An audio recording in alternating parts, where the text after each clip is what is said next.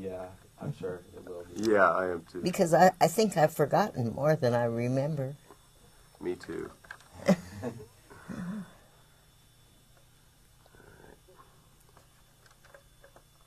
So, Mom, I won't chime in unless you ask me to. Yeah. Okay? Okay. Going here. Okay. You think, Well, Yeah. all right. see, you were born in 1958. yeah, But October. why don't we let them ask the questions? We'll go ahead and get started. Yeah. Yeah. Okay. So let's go ahead and get started. And first, I'm going to just have you say your name for us. Now, Yeah, go ahead. my name is Doris Lewis. And my name is Robert Bauman, and today is August 14th, 2013, and we are conducting this interview on the campus of Washington State University, Tri-Cities. So let's start by maybe having you tell us about how and why you came to this area. Okay. I came to this. I got married in Seattle. I got engaged back in Minnesota, and I came out west, and we were married in Seattle in what was it? 1944. Yeah, 1944, December 5th, 1944. So, can I, Mom, Yeah. but you came out here, you guys were waiting to get married for Dad to get kind of a good job. Yeah. And so he got a job out here, right? Yes. When did he get the job out here?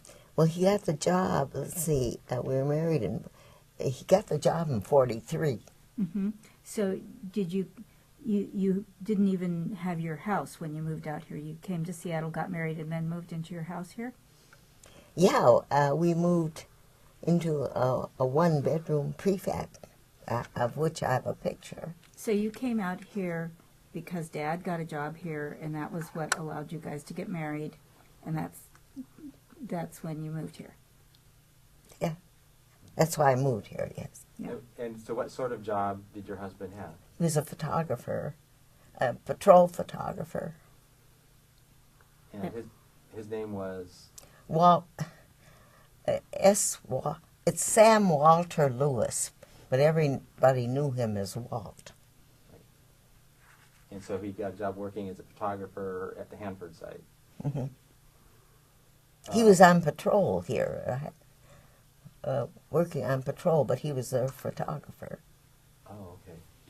So working for the Hanford Patrol? I see. Okay.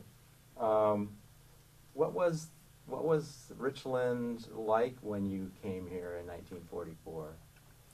Well, Richland was still being built when I came here in 1944, and they put up prefabs to get housing up quickly.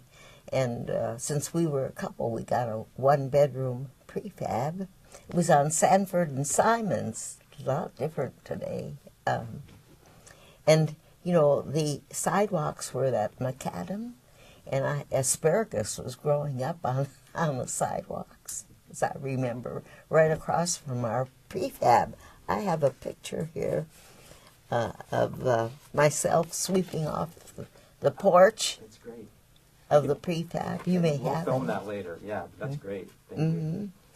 So, anyway, that was my first home here, and it was really darling. I bought yellow chintz with blue figures on it, and one of the women here helped me make drapes.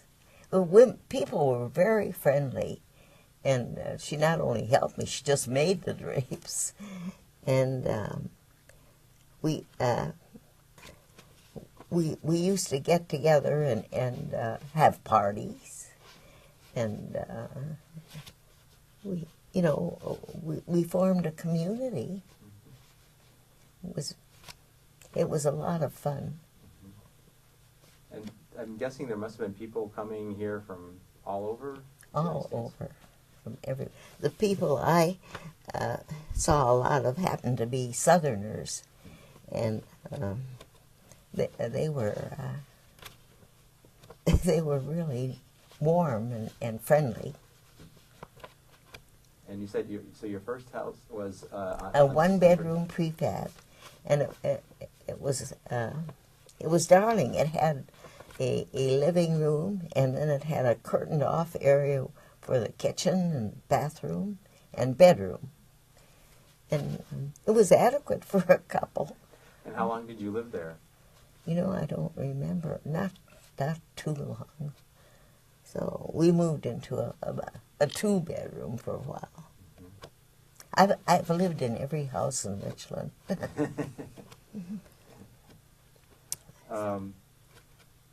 So when you first came here, what you talked about it being a very friendly place, a very friendly community. Were there things to do, entertainment, places to shop, those sorts of things? They still had big bands came here, and Hanford was still running. I went to their house, open house where they served meals and stuff. They were still serving meals, and they served family style. The waiters came in with huge plates of food and put them on the tables, and a lot of food. And they still had entertainers come in. There were some big time bands. I don't remember now who they were, but they were notables. They were a lot of fun too, because everybody was friendly. You danced with whoever asked you. And my husband was taking pictures, so I didn't get to he didn't help me. So must have been quite a bit different than Minnesota. Oh, or yeah. Seattle. Quite a difference, yeah. Yeah. I've heard people talk about the heat and the dust and the wind, the termination winds. Yeah, we'd get, and the place was dug up, so we'd have terrible sandstorms. And I would come home at night to my house, and the couch, these were prefabs, so they're not too well built. I'd come home to my house, and my couch was covered with sand. You couldn't see the pattern on it. And then we had to sweep out. But, I mean, we were young, and it didn't matter. I mean, we took everything in stride. Do you remember any community events or anything like that would go on in Richland? I'm sure there were. I don't remember. I'm sure there were. Now, I understand that there was not a synagogue at the time that you moved here, and that you and your husband were involved in. Yeah, there were about 12 of us eventually, and we got a group together. We held services every Friday night in our homes, and we formed a Jewish community. Yes, as I say, there were only 12 of us, and for I don't know when we built the synagogue. We built the synagogue when Jerry was. There was the 60th anniversary recently. Huh? Recently, there was the 60th anniversary. Yeah. Sometime in the early 50s. Yeah. But we opened the synagogue when Jerry was about 2 or 3, I think. A Seattle architect, a Jewish architect, drew up the plans. Didn't charge us, and we had Meyer Elkins, who was. He supervised the building. He worked for AAC, and he was in charge of our synagogue building. We hired an architect from Seattle, and I cannot remember his name, but he was a very good architect. And our original synagogue has been enlarged to twice its size. there was an addition put on that was as big as the original building. Now, I don't know when that was either. I mean, the date. Right. Can I ask a question? Mom, What? how did you guys raise the money to build it? How do we raise the money? And how many more? I mean, you were 12 originally, but you know how did the congregation grow? Well, it grew. There were 12 of us that built the synagogue. We pledged to pay over a period of years, and the bank loaned us the money. Now, what did you just ask me? I was just there were 12 of you to start with, but you know, when the synagogue was built, did people start hearing of it and start Yeah. coming? Sorry, I'm Yeah. Well, I don't know. I don't know when. Well, you know, it took a while to build it, and once they built it, then we had regular services every Friday evening and Saturday morning. And we celebrated holidays there. The synagogue was a central point for us. You know, that's where we held all our activities, that's where we met, and that's how we really functioned. And you said there were 12 initially. Do you remember any of the other individuals who were involved early on? Anyway. Any of the other people who were involved early Oh, on? yeah. Well, most of them are dead now. Sure. There was Meyer and Tilly Elkins, and Meyer was he was a builder, you know. He was an engineer, but he did building, and he supervised the building. And I'll tell you, it was perfect. He was very, very concerned about every detail. We have a good, solid building. And if it weren't for these dedicated people, we wouldn't have had anything, because we pledged the money for it, which at that time seemed like a lot of money. You couldn't do it today. And I don't remember the amount, but I think it was only about $16,000. I'm not sure of that. So, Mom, who were the rest of the 12 people? Yeah, that's a good question. Francos. The Francos. So that's Bob and Eileen Franco. Bob and the I. Cons. Were the Cons? Yeah. Herb and Alma Herb Con. Con. took charge of the financing. We never took charge of the banking. Mm-hmm. So And- that's 6 out of the 12. Who were the Goldsmiths? Were Yeah. the Goldsmiths? I don't think they were early. Okay. No. I'm trying to remember. You know, I don't remember. That's something my brother could probably actually give you the Well- information on. It might be in the book. No, this is Kennedy. Oh, yeah. Yeah, I don't know what Jerry remembers, but he was I think about 2 years old when they built it. Mm-hmm. But we can ask Jerry. Jerry can give them the information about the rest of the 12 people, because I'm sure he will know. That's fine. Yeah, sure. Okay. I was going to ask you then, obviously your children were born here? Who? Your children were born here. Is that correct? Oh, Miriam was born here and Jerry was born here. Yeah. And how was Richland as a place to raise a family? How did you experience It that? was a wonderful place to raise a family because families were very important, and you know, we got everything for free. You know, they needed people here, and they did everything to keep us, because it was a population that moved in and moved out. You know, so, many of them came, looked around, and left. They wouldn't stay. But I think it was a very nice little community. We loved it here. Yeah, we made friends, and we had activities, and we were busy. And then of course I had a job. I was a secretary. I worked first. It was still under DuPont until I think 45, when GE came in. Mm-hmm.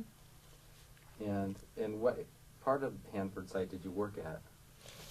Well, I worked down, I was downtown then in the ad building, and I worked for, I can't remember what, I worked for, Overbeck was one of the fellows. I was one of the top secretaries here at that time. And how long did you work? I worked a long time. I quit working when my son was born, and that was in 55. And I quit for 6 or 7 years. And then I came back to work again. I worked part-time for a while. But, I mean, secretaries always had jobs. They needed secretaries. And I was an experienced one. You know, they used to say if you knew a typewriter from a washing machine, they'd hire you. So. Yeah. And what did you think of working at Hanford? How was your experience, or your experiences working there? What did I think of working there? Yeah, how was it? I liked it. It was interesting work. It was. I didn't know. I wasn't engineering knowledgeable. I didn't really know what they were doing, but it was a big secret, you know. So, and in August 1945, I think that was when the first bomb was dropped. I remember working in the ad building there, and all the managers, everybody was on edge waiting to hear the outcome of that dropped first bomb. Yes. Is that when you first sort of knew what was going on, what had been happening at Hanford? Yeah, it was all very secret, you know, because and it didn't get out. Very few people knew what they were doing because very few people. It was a new art, or whatever you call it, a new technical thing. And they never knew until it went off if it was going to work. I worked for W.P. Overbeck. I worked for Vic Hansen from DuPont. He was one of the managers. Very good man. But he was only there for about 6 months after I hired him. So when you first came for your jobs at Hanford, what did you know about the place? Were you just told it had something to do with the war effort, or? We weren't told anything. I don't remember them. We knew we were working for the government, you know, and that it was very secretive, and that's all we knew, you know. And we, like I, wasn't educated enough to know what we were doing, you know. Now some people may have surely knew, you know, but as I say, engineering was something I didn't know anything about, but I learned some things, and you know, I helped the wheels go around. Yeah, did you have to get a special clearance to be able to work at Hanford? Yeah, we wore security badges. Yeah, and before I quit, I got a top security clearance because I'd been here a long time, and I worked for some of the top fellows. G.G. Lale, can't remember what he was, but he was assistant to the man that was in charge. I think W.E. Johnson was in charge then. I'm not sure. I mean, things are sort of jumbled together for me. Because I'm so old, I can't remember too accurately either. You're doing great. Remembering a I lot. don't know. So your husband worked for the Hanford Patrol and was a photographer. How long did he work at Hanford? He worked here a long time, and then he finally quit and went to Oregon, Gresham, right outside of Portland, and established his own business. That was a dream of his all his life. He wanted to have a studio, photographic studio. So he bought one. But however, he he didn't look closely enough at it, and he spent a year trying to build a business, but he never could accomplish one that would keep us, you know. And I was supposed to join him in about 3 months, quit my job and join him. But in 3 months' time, we knew that he needed my financial help, so I stayed on, and we visited back and forth. And he finally quit and came down here, and he got a job here as a photographer. I wanted to ask you about President Kennedy's visit in 1963. Yeah, that was, we went out. It was a hot, hot day. It was when the dual-purpose reactor, it was a D reactor, was being dedicated, and Kennedy, it was a very hot day out in the desert, and there was a big crowd, I don't know, 40, 50,000, a lot of people. And a friend of mine and I, Bonnie Goldsmith, they were here early, and we took our kids, Philip and Jerry, but Not me. not you, no. And they were what, about 5 or 6? No, it's 1963. They were 7 or 8. Yeah. And they immediately ran around, got lost. we had to find them. But Kennedy spoke. He was the most impressive, the most glamorous man I think I've ever in my life seen. And he was a marvelous speaker.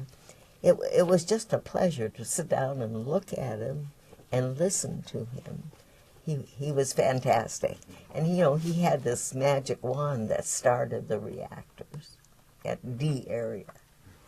But this desert, I think there were 40, 50,000 people there. And it was a hot, hot day, and the cars were, length of cars there. I remember when was D activated. I can't remember the date. But everybody spoke. It was a wonderful, wonderful affair, and it was so impressive that waving the wand started the reactor. So it made both electricity and the others. And your husband took some photos that day? Mm-hmm. He took photos. And we have some of the photos in this book. They're all, the information is there. My son gathered it all together, and he published not very many of these. He just did something that he wanted to do. So you may look at it because the pictures and the information are there and much more accurate than what I'm giving you. So, I don't remember a lot. Yeah. Miriam might remember stuff when she started school here, too. That might be of interest. Okay? Well, he can ask the questions, and if he wants to ask me, I'm sure he will. Well, I was going to ask, are there any other major events that happened while you were working at Hanford that you No recall? doubt there were a people lot visiting? of major events, but I don't. I mean, if you asked me the question, I could answer, but specifically. But as a whole, the work went on daily. We were, the scientists were working on it all the time. And when they dropped the bomb in, what was it, August? Was it August? August. Uh-huh. Everybody was waiting. We didn't know what they were waiting for, but they were waiting. The top fellows knew that the bomb was going to be dropped, and we did get the information finally. It was terrible, really. It was a terrible thing to do, but they felt that they really saved lives by dropping that bomb because they stopped. They weren't winning, they weren't losing. It was a very iffy situation, and that, of course, stopped everything. It was terrible. I was going to ask you, Richland initially was, a government town. Yes. The federal government. At some point, it became an independent. They sold the houses to the inhabitants. So were you able to buy your house at that point then, buy a house? Yeah, we bought. What was the first house we bought? I think it was a bee house. Was that the house where I was born? Yeah, it was a bee house. Yeah. 2-bedroom house, a duplex. Mm-hmm. And do you remember, were people in Richland excited about the possibility to do that sort of thing, to have sort of independent? Did they have what? Were people in Richland excited about being able to buy their own home Oh, and yeah. be sort of independent? By that time, they were permanently implanted here,